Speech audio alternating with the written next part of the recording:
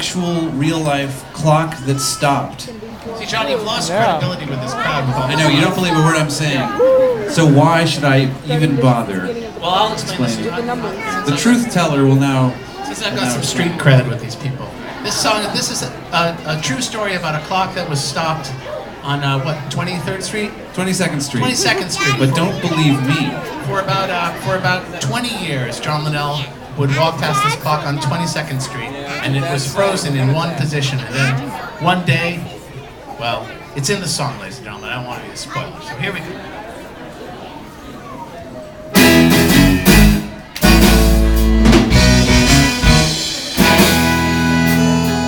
Underneath a big clock at the corner of 5th Avenue and 22nd Street, stood and waited for a girl I knew at the spot where we'd agreed to meet. It was 4 minutes of 2. Yeah. At 4 of 2, I was waiting for the girl. I was 4 minutes early for a date we had planned. I was planning to say I was in love with her, but it's 4 o'clock date, and the clock said 4 of 2.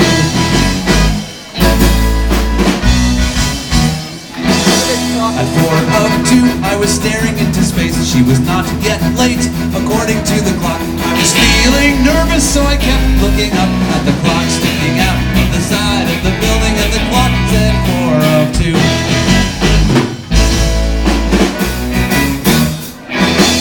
At 4 of 2, I began to feel tired, and I rubbed my eye, and I began to go to sleep. It seemed as if the sky was growing dark,